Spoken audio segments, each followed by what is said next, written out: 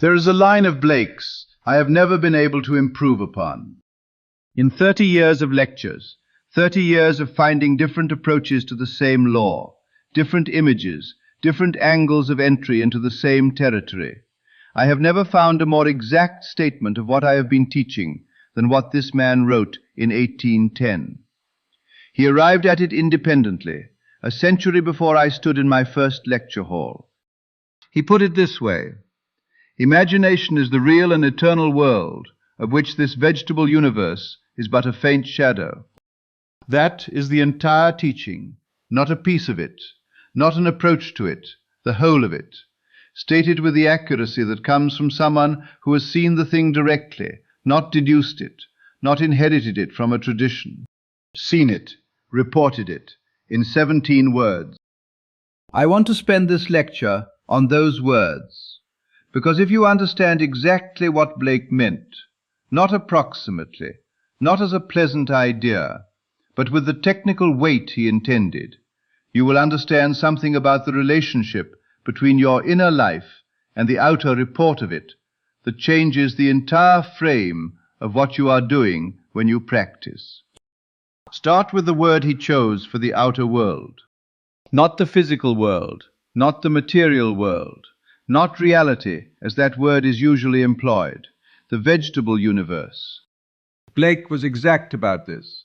He was using vegetable as a technical term for the world of growth, decay, reproduction, and sense perception, the world that operates according to biological and physical laws, that grows and ages and changes and dies, that presents itself to the senses as solid, stable, and primary. The world you can touch and measure and see and verify. He called it a shadow. Not a lesser version of reality, not a partial reality, a shadow. The thing produced when light falls on a substance, the trace of something, not the thing itself.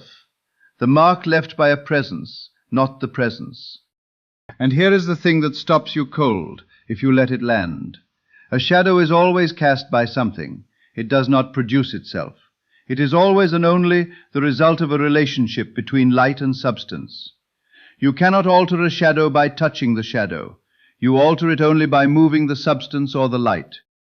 The vegetable universe, the outer report in its entirety, every circumstance and condition and relationship and financial reality is the shadow. The inner world is the substance. Now, the word he chose for imagination, not creative imagination, not active imagination, not imagination as one human faculty among others, imagination as the real and eternal world. Blake was saying something most people are not prepared to hear the first time they encounter it, that what we call the real world, the tangible, verifiable, sense-perceived circumstances, are not real in the primary sense. They are real as a shadow is real. They exist, they have substance in their own dimension, but they are derivative, produced by something else. I know the question that arrives when I say this. Blake had visions. He saw angels in trees, figures others could not see, things most people would call unusual. How does his experience of what Blake saw apply to someone who does not have visions? Here is what I want you to notice. His conclusion was not, I can see this because I am special. His conclusion was, this is what anyone would see if they had learned to look correctly. The visions were not the teaching. The teaching was what he understood about what he saw. And what he understood was not dependent on the visions. It was confirmed by them. The conclusion that the creative power is the real and eternal world stands without the visions. He simply had more evidence than most. I know the resistance that arrives here. I have watched it arrive in every lecture I have ever given on this territory. What appears is obviously real. The bank account has a number. The body has a condition. The relationship is what it is. You can touch these things. You can verify them. Blake's answer, and mine, is this. You are describing the trace's qualities. The trace is solid enough to touch. It persists. It has verifiable properties. A very sharp, very detailed shadow is still a shadow. The question of what is real is not the question of what has the most verifiable properties. It is the question of what produces what. The inner world produces what appears. What appears is produced by the inner world. This is the order that cannot be reversed. But here is the specific thing about Blake's formulation that I have returned to more than the teaching itself, because it addresses a misunderstanding that goes directly to the heart of why the practice fails for most people. He did not say imagination creates the outer world. He said imagination is the real and eternal world of which the vegetable universe is but a faint shadow. The distinction is not small. Creating implies a sequence. The creative power acts. The outer world results. What Blake described is not a sequence. It is a structure. The imagination and its record are not cause and effect in the way we normally think, where one thing happens and then another thing happens. They are more like the sun and its light, not two events in sequence, but one reality expressing in two modes simultaneously. Your inner state and what appears are not two things that the law connects. They are one reality expressing in two modes. The assumption is the substance. The circumstances are the shadow. They are always perfectly coordinated. The shadow is always the exact shape of what is casting it. I know the question that follows. If the assumption and the outer report are always perfectly coordinated, if the shadow is always exact, then why does what appears sometimes seem to contradict a genuine assumption?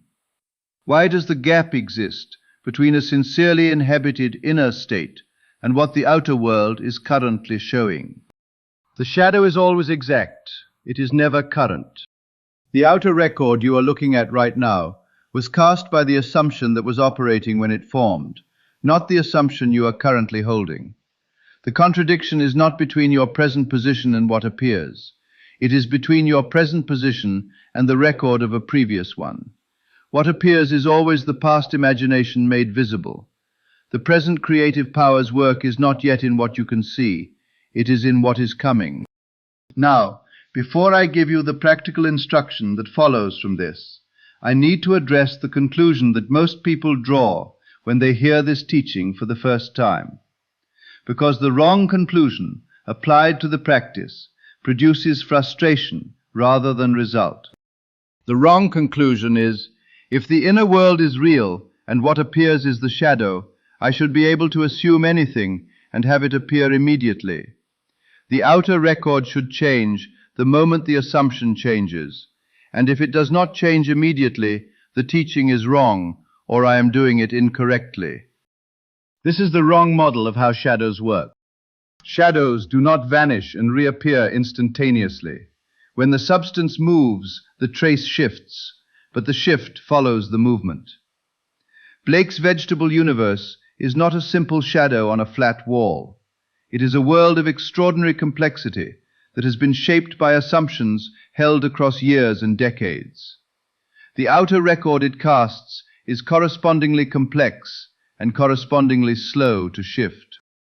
What changes immediately when the assumption changes is not what appears. It is the direction of the shadow's movement. The moment the assumption genuinely shifts, the moment the creative power occupies the new reality as present fact, the outer record begins its movement toward the new substance. Every circumstance, every event in the bridge of incidents is already in motion toward the alignment. And the question that follows from that, the one that determines whether this is practical or merely theoretical, is one I want to answer exactly. I know what that raises. How do I have confidence in a change I cannot verify? How do I trust emotion I cannot see in what appears? The planting has been done. The growing is not your jurisdiction. The next shadow is already being written from what the creative power is currently holding. You know this the same way the farmer knows the seed is growing, not by digging it up to check, but by understanding the mechanism well enough to trust the sequence. Here is the practical instruction Blake's formulation makes available. When you look at what appears, the bank account, the relationship, the body, the circumstance that contradicts the assumption, you are looking at the trace. You are looking at what the inner world was doing when that record was cast. Not what it is doing now, what it was doing then. The outer record tells you about the past. It tells you nothing about the present creative power's work. And the present work, the assumption you are currently inhabiting, the position from which you are currently thinking, is the only thing that determines the shadow you will be looking at in the future. Look at what appears if you need to.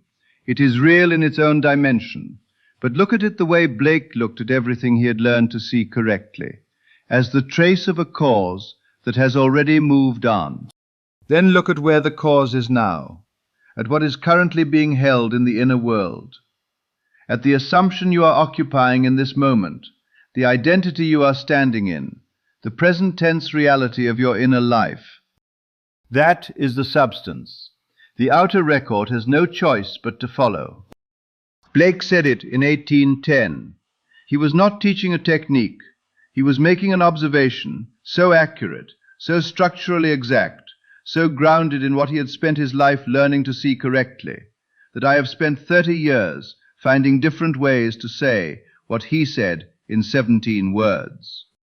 Imagination is the real and eternal world of which this vegetable universe is but a faint shadow. Not a metaphor, not a consolation, the most exact statement of the law I have ever encountered in any text, in any tradition, in any form. The outer record is not your enemy, it is your report. Read it accurately, as the past made visible, and you will never again mistake it for a forecast. The substance is yours. It always has been. It is what you are doing with it right now that writes the next shadow.